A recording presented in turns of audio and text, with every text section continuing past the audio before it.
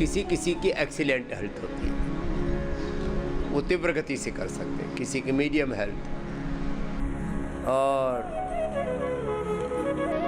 किसी किसी के लाइफ में अभी बड़े चैलेंजेस हैं। तबीयत थोड़ी नरम गरम रहती है, कभी ठीक ठाक लगता है और देखा अचानक बीमार पड़ गए, सर्दी जुकाम बुखार उल्टी दस्त सिर दर्द। फिर पता लगा अरे ये तो बीपी भी निकल आया, अब तो शुगर भी निकल आया, अब तो फैटी लीवर की भी प्रॉब्लम हो।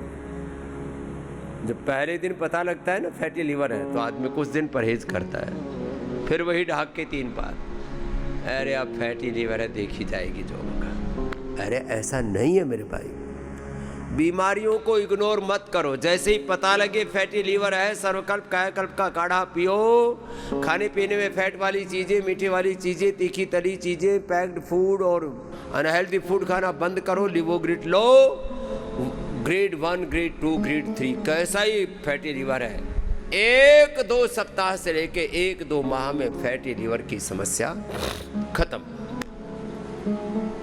इतनी अप्रतिम औषधियाँ हैं।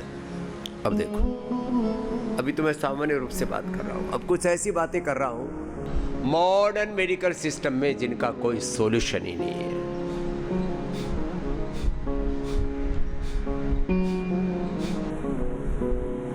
पूरी एलोपैथी में लीवर के लिए कोई दवाई ही नहीं है। क्या पतंजलि रिसर्च फाउंडेशन जैसा किसी के पास रिसर्च का सेटअप नहीं है? नहीं है तो आप रिसर्च करोगे कैसे? एक एक रिसर्च यदि एलोपैथी वाली जो फार्मा कंपनी वाले उनसे कराते हैं तो एक एक रिसर्च पर 100 करोड़ से लेकर के 500 करोड़ से लेकर के 1000 करोड़ का खर्चा आ जाता है।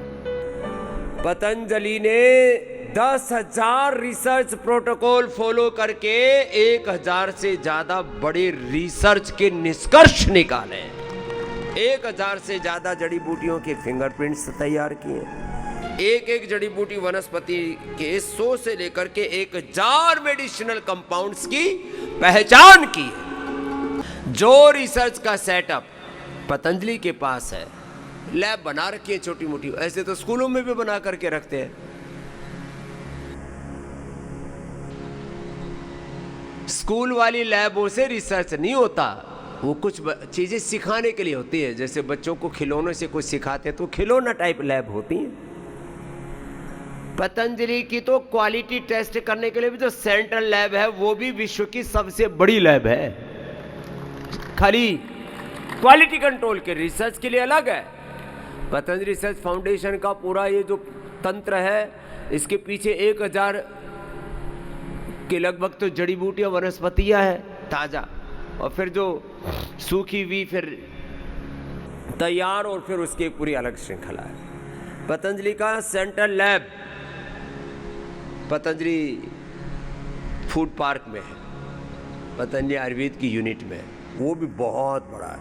रिसर्च के नाम पर थोड़ा बहुत रिसर्च, गुजरात की एक यूनिवर्सिटी आयुर्वेद के नाम पर उसने थोड़ा बहुत स्टार्ट किया था, बस इनिशियल लेवल पर ही शुरुआत। कुछ रिसर्च महामना मदन मोहन मालवीय जी ने भी आयुर्वेद में थोड़ा प्रारंभ किया था। अब उनके जाने के बाद बस बड़े बड़े महापुरुषों के संकल्प लोगों ने उजाड़ दिए सब कुछ। बीएचयू जिस संकल्प के साथ काशी हिंदू विश्वविद्यालय जिस संकल्प के साथ शुरू हुआ था, वो संकल्प आज दम तोड़ रहे हैं। यहाँ बनारस से लेकर के वाराणसी से लेकर के हरिद्वार तक यहाँ पर भी ऋषिकुल बनाया था पूज्य महामना ने। पूज्य स्वामी श्रद्धानंद जी ने गुरुकुल कांगड़ी फार्मेसी से लेकर के गुरुकुल कांगड़ी में आयुर्वेद महाविद्यालय से लेकर के, जब हम लगभग 35 साल पहले इधर आए तो सबसे पहले गुरुकुल कांगड़ी के आयुर्वेद महाविद्यालय के विद्यार्थी हमसे पढ़ने आया करते थे, और हमने पढ़ाया भी है। और उस समय के बहुत से वैद्य डॉक्टर अभी भी पतंजलि में सेवा दे रहे हैं, एक बार जोरदार अभिनंदन है। लेकिन जो आयुर्वेद की पढ़ाई ज्वालापुर महाविद्यालय में पूज्य स्वामी दर्शनानंद जी के संकल्पों के अनुरूप हुआ करती थी। जो आयुर्वेद की पढ़ाई गुरुकुल कांगड़ी में हुआ करती थी, और जो गुरुकुल कांगड़ी का नाम पूरे देश ने, पूरी दुनिया में बहुत ऊंचा था, वो सपने, वो संकल्प अब दम तोड़ रहे हैं, वो सपने बिखर रहे हैं। उन महापुरुषों ने जिस संकल्प के साथ, जिस विजन के साथ गुरुकुल कांगड़ी, फिर गुरुकुल कांगड़ी विश्वविद्यालय, बाद में उसका बहुत बड़ा स्वरूप हुआ। आज से लगभग 150 वर्ष पहले की मैं बातें कर रहा हूं। लेकिन हुआ क्या? विरासत के साथ विज्ञान, दृष्टि के साथ दक्षता, शोध के साथ बोध, योग के साथ, आयुर्वेद के साथ, वेदों के साथ, नवयुग का साइंस, टेक्नोलॉजी, इनोवेशन, इन्वेंशन का, न्यू रिसर्च, न्यू वर्ल्ड के साथ कनेक्टिविटी, वो डिस्कनेक्ट हो गए।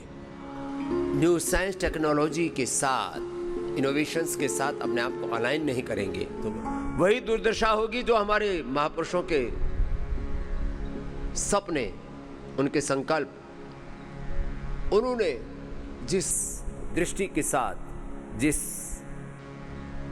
भाव चेतना के साथ, जिन जज्बातों के साथ शुरुआत की थी इतने बड़े बड़े संस्थानों की, वो आज उजड़ रहे। संकल्प तो हमारा है, वक्त लगेगा, लेकिन इन सारे ऋषि ऋषिकाओं, वीर वीरांगनाओं के सारे महापुरुषों के संकल्प की पूर्ति भी पतंजलि से होगी। वो कैसे होगी, क्या उसका स्वरूप होगा, ये वक्त के साथ आप जान लेंगे। इसमें ज़्यादा विस्तार से अभी कहना उचित नहीं है, सही वक्त नहीं है उसके कहने का, लेकिन होगा। तो जो हो रहा है पहले उसको सुन लो। देखो क्या क्या लूट और क्या क्या पाप हुए हैं। करीब 100 ट्रिलियन जो पूरे विश्व की अर्थव्यवस्था है, 100 ट्रिलियन प्लस जितने आज पूरे विश्व की अर्थव्यवस्था, उतने तो आर्थिक लूट इन एमएनसीज ने की। अनहेल्दी, सैचुरेटेड फैट और बहुत सारे खतरनाक उनके अंदर केमिकल प्रिजर्वेटिव्स जो आपके स्वास्थ्य का भट्ठा बैठाते, खाते रहते। क्यों खा रहे हो? कोई जवाब नहीं।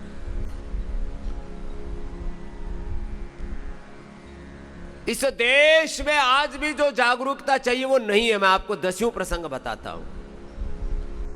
यदि आप सही से इनका इतिहास जान ले तो आपको इनसे नफरत, घृणा हो जाएगी। मैं किसी से हेट करने के लिए नहीं बोलता, मैं किसी के प्रति वायलेंट होने के लिए नहीं बोलता हूं, लेकिन इतना तो जरूर बोलता हूं, जरा देखो तो सही कितने बड़े अत्याचार किए इन्होंने, कितने बड़े पाप, कितनी बड़ी क्रूरता, कितने बड़े अत्याचार किए हैं। जरा जानो, जब पहली बार भिखमंगे 2-4 अंग्रेज यहां पर आए थे, 2-4 अंग्रेज आए थे। एक कहते उधर वास्को डी गामा आया था साउथ में, फिर इधर कोई बेचारे, गरीबी बहुत थी यूरोप में, बर्फ पड़ती थी, -30, 40, 50 डिग्री टेम्परेचर, कपड़े तक उनको मिलते नहीं थे, खाने तक मिलता नहीं था, खाना बदोश लोग थे,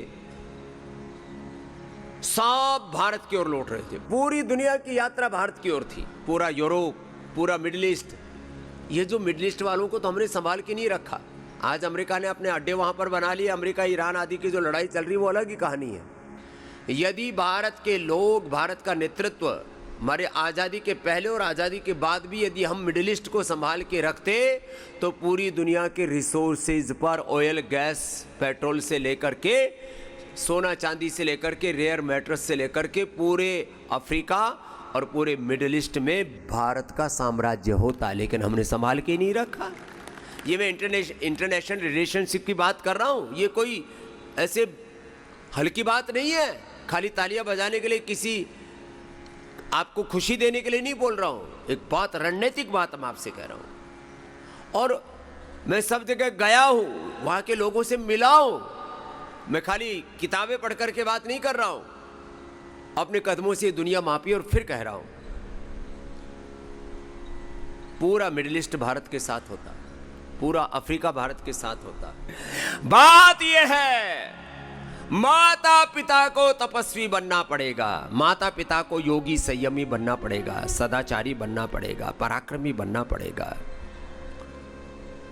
माता पिता को समझना पड़ेगा कि जो तुम सोच रहे हो, तुम देख रहे हो, सुन रहे हो, कर रहे हो, बोल रहे हो, खा पी रहे हो, जी रहे हो, जो तुम कर रहे हो उसका असर तुम्हारी औलाद पर पड़ रहा है, तुम्हारे बच्चों पर पड़ रहा है। भूले पहले भी हमने की, आज भी। जो अपने बच्चों को एलोपैथी की दवाइयां दिला देते हैं, अब पता ही नहीं लगता, कभी एंटीबायोटिक दे देते, कभी और कुछ दे देते। छोटे छोटे बच्चों को मैं शुगर देखता हूं। ये बीमारियां 99% तुमने पैदा की है। बीपी, शुगर, खासकर की type 1 diabetes, liver kidney failure, cancer, unhealthy खाना खा पी करके। यदि देश में जागरूकता हो तो यूरिया, डीएपी, फर्टिलाइजर्स, इंसेक्टिसाइड, कीटनाशक और तमाम तरह के रासायनिक खाद एक दिन में देश से बंद हो सकते हैं। कि भाई हम ये नहीं खाएंगे। आज हमको और हमारे बच्चों को, हमारी औलादों को जो मोटापा, BP, sugar, thyroid, liver, kidney problem, autoimmune disease और cancer, brain stroke, heart attack, stress, anxiety, depression, हमारी जीवनी ऊर्जा पूरी नकारात्मक, एक दिन में ये देश बहिष्कार कर सकता है। जब मेरी बातें सुनते हैं तो अच्छा लगता है, लेकिन उसको अप्लाई नहीं करते। यदि ये देश निर्णय ले ले कि हमको ऑर्गेनिक खाना ही खाना है, खाने में तुम्हारी ज्यादा से ज्यादा 50% की कॉस्ट बढ़ जाएगी, मान लिया, वैसे तो बढ़ेगी नहीं। हमने ऑर्गेनिक फूड पैदा किया है। पतंजलि गौशाला, सनातन कृषि फार्म, योगाग्राम में हमारे राजेश जैन से लेकर के, हमारे पूज्य स्वामी भूदेव जी से लेकर के, हमारे बालक संतोष से लेकर के, इतने बढ़िया बढ़िया खेत हैं। सनातन कृषि फार्म तो बहुत बड़ा है। फिर उसके बाद योगाग्राम, सैकड़ों नहीं हजारों एकड़ जमीन पर हम ऑर्गेनिक खेती करते हैं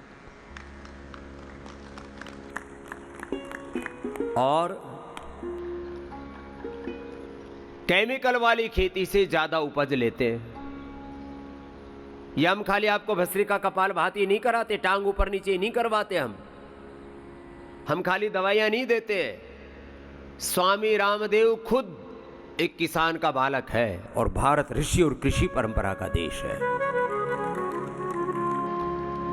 सारे खेत खलिहानों में ऊंट का, बैल का हल चलाने से लेकर के, ट्रैक्टर से लेकर के, सब तरह की खेती बाड़ी हमने की हुई है। और वहां पर बड़े बड़े सैकड़ों सैकड़ों हजारों हजारों एकड़ जमीन पर क्यों हम सारे देश में तबाही मची है और कोई भी आदमी साहस नहीं कर पा रहा। किसका? कि भाई ये तो कह दे कि भाई ये ठीक नहीं है। देश के प्रधानमंत्री अभी कभी कभी कहते हैं कि भाई ऑर्गेनिक खेती की तरफ लौटो। गाय, गोधन और पशुधन पर आधारित खेती होगी तो सारी सृष्टि में एक बहुत अच्छा सामंजस्य रहेगा। ना मोटापा, ना बीपी, ना शुगर, ना लिवर किडनी फेलियर, ना कैंसर, ना ऑटोइम्यून डिजीज, ये तमाम तरह का डिस्ट्रैक्शन जो चल रहा है ये हमारे गलत आहार से चल रहा है। जैसा आहार वैसा विचार, वैसी वाणी, वैसा व्यवहार, वैसा स्वभाव, वैसा जीवन। आहार और विचार दोनों हमारे गड़बड़ा गए हैं। तो भाई थोड़ा पैसा ज्यादा खर्च कर लो, दूसरी जगह से सेविंग कर लो। पिक्चरें देखने जाते हैं और कौन कौन से OTT प्लेटफॉर्म उनके ऊपर पैसे खर्च करते हैं। तमाम तरह से आप 10 जगह से सेविंग कर सकते हो। एक एक व्यक्ति ने 10-10, 50-50, 100-100 जोड़ी कपड़े खरीद रखे, जूते खरीद रखे, चप्पल खरीद रखे, दुनिया भर का लीपा पोती का सामान। व्यर्थ की चीजों में हर दिन कोई ना कोई, आज बर्थडे है, आज किट्टी पार्टी है, आज इसका ये है, आज उसका वो है। बिना मतलब की चीजों में, दिखावा में पैसा खर्च करते हैं। सब जगह से पैसा बचाओ। अच्छा खाने में पैसा लगाओ, अच्छे खाने में पैसा लगाओ, अच्छी चीजें। अब इम्यूनोग्रिड खाओ ना, रोज इसमें लगा दो 5-10 रुपए, 5-10 रुपए आयुर्वेद की चीजों में पैसा लगाओ। सेविंग करो, सेविंग करो और अच्छी जगह इन्वेस्ट करो, हेल्थ में, एजुकेशन में। अभी तो एक ही बात कही है, सिंथेटिक दवा, सिंथेटिक फूड, चौचलेबाजी हर घर में भरे पड़े हैं। Cold drink, soft drink, energy drink, snacks के नाम पर, इधर उधर के नाम पर, चाय बिस्किट कॉफी के नाम पर, घर में जूते चप्पलों के नाम पर, कपड़ों के नाम पर तबाही मची पड़ी है। 100 जगह से तुम पैसा बचा सकते हो। अच्छी चीजें खाने में पैसा लगाओ, अच्छी औषधि में, हेल्थ में, एजुकेशन में। जो अपने बच्चों को, जो सिस्टम पतंजलि गुरुकुलम, आचार्य कुलम, भारतीय शिक्षा बोर्ड से एजुकेशन का चलाए, शिक्षा की गुलामी से मिटाने के लिए बहुत बड़ा अभियान है। एक बार जोरदार अभिनंदन करो। देश बदलेगा तो शिक्षा और संस्कारों में बदलाव आएगा, तब बदलेगा। और वो बदलाव कैसे आएगा? जब आपके बच्चे जो पढ़ना चाहिए वो पढ़े, बच्चे जो पढ़ना चाहिए वो पढ़ा रहे।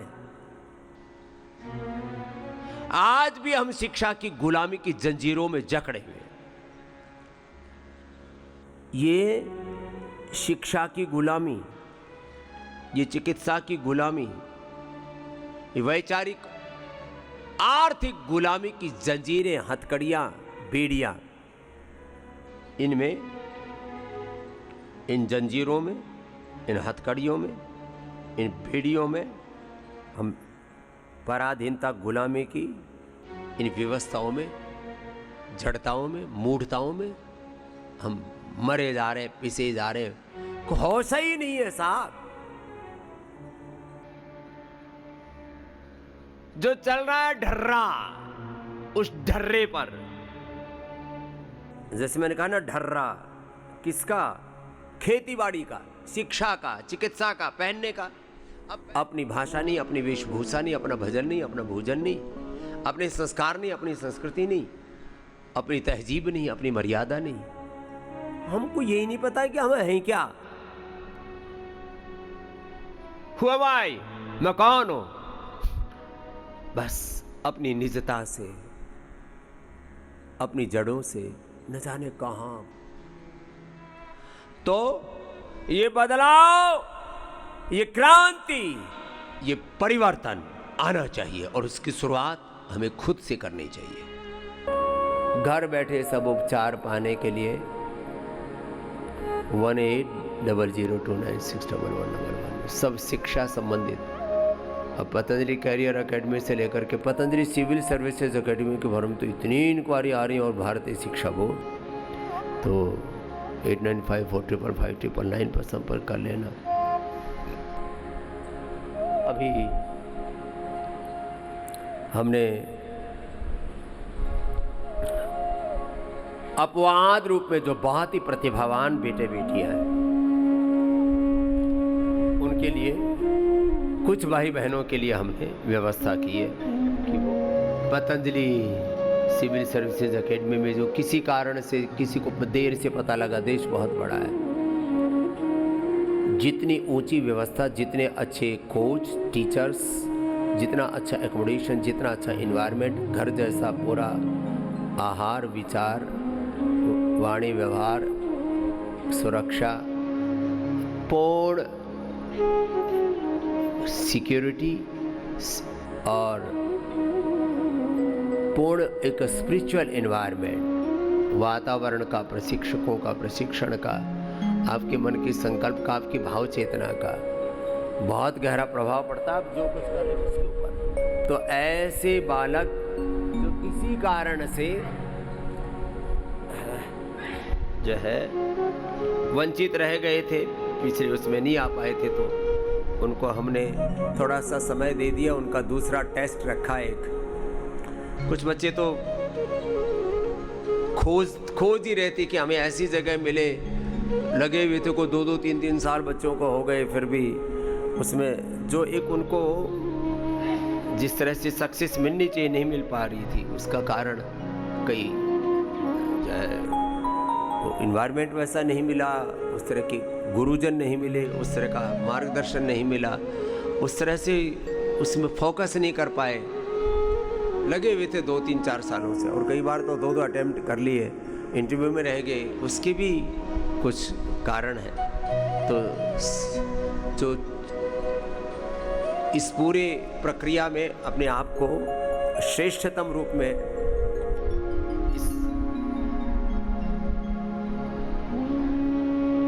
पतंजलि सिविल सर्विसेज एकेडमी से का ये जो पूरा पुरुषार्थ चल रहा है, इससे जोड़ना चाहते हैं, तो उसमें अधिकतम अब एक चांस उनको और दे रहे, 2-4 दिन में संपर्क कर लें, ज़्यादा समय नहीं है, उसके बाद बीच में एडमिशन नहीं किए जा सकते।